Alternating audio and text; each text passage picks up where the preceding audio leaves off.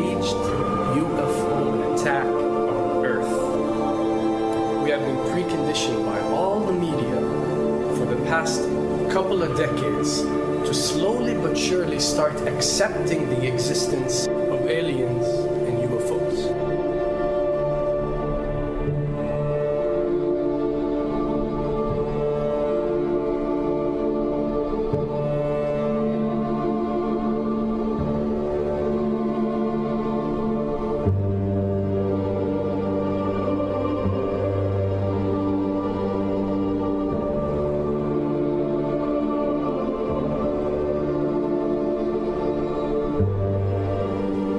I can tell you right now that 99% of every UFO sighting that has ever taken place has actually not been an unidentified flying object, because this has always been military technologies.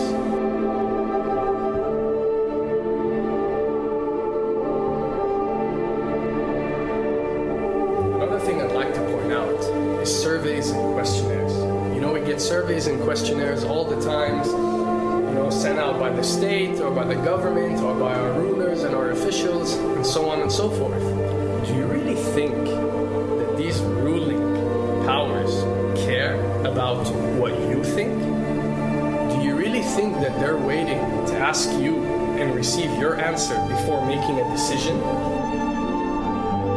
What happens with these questionnaires is that they are released. For example, what country do you think the US should attack next?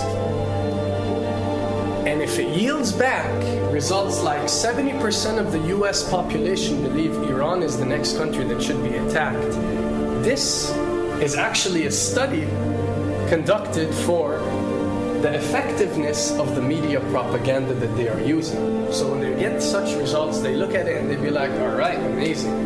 Our media propaganda is working.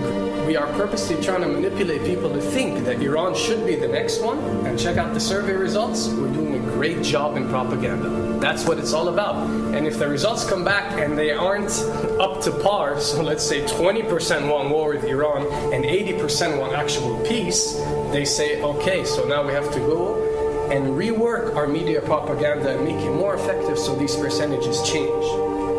Why am I saying this? Because of the UFO phenomena. Since the 60s, the amount of people who believe in extraterrestrials have skyrocketed, and they're only increasing day by day in our modern world. This only confirms the success and the plans that are taking place to first manipulate you to believe in UFOs, and second, to conduct a UFO attack that is going to force the whole world to unite to fight off this enemy and accept the New World Order.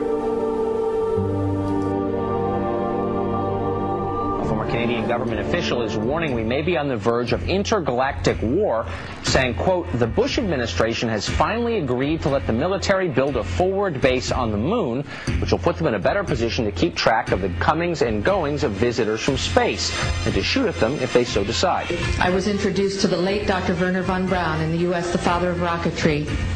In my first meeting with him, during that first 3.5 hours, he said to me, Carol, you will stop the weaponization of space, because there is a lie being told to everyone that the weaponization of space is now first being based upon the evil empire, the Russians. There are many enemies, he said, against whom we're going to build this space-based weapon system, the first of whom was the Russians, which was existing at that time.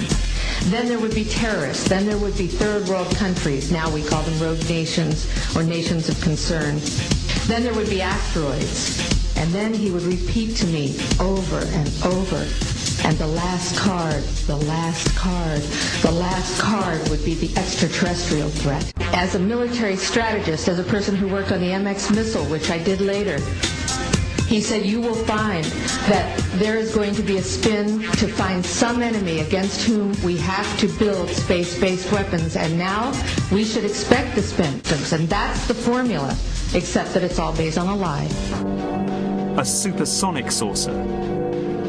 Called the Silver Bug, it was truly revolutionary.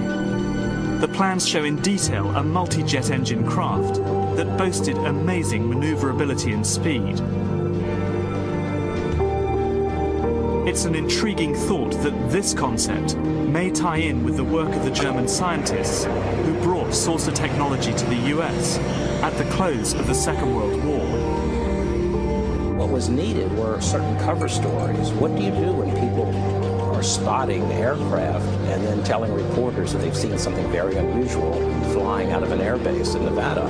And frankly, this was the origin of a lot of the sightings that took place in the mid-50s, 1954, 55, 56, of unidentified flying objects, the UFOs. So the CIA was involved in encouraging people to believe that, yes, they saw UFOs, and the CIA and the military tried to be very helpful to reporters to get these stories out, to divert the attention of the country, and particularly the people in this region, about what they had actually seen.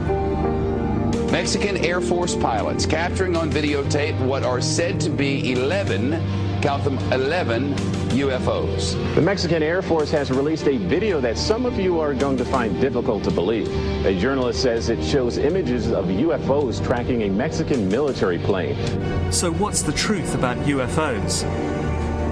The story of successive attempts to develop radically new forms of flight, conducted under the strictest secrecy, is inextricably bound up with our relationship with UFOs over the last 60 years. Whether it's Allied pilots buzzed by strange balls of fire in 1942 or the Roswell incident 5 years later, there is a strong case to be made that secret military technology offers a convincing explanation for many UFO stories. Anytime the government has secrets that they can keep from us, they can manipulate us by those secrets. In essence, they still remain 25 years at least ahead of us in technology, information, and knowledge, and secrets, and they are using them against us. I heard over the years many times over that the plan to usher in the New World Order would be to make all the people in this country and around the world feel totally helpless to prevent the New World Order from occurring, this world dominance plan, by saying that we had been invaded by aliens, so that we would say, oh, please, UN, come in and help us all. So bear in mind that there is a plan, orchestration, to get people to be submissive through a secret technology and information that they're keeping from you under the blanket of the so-called National Security Act.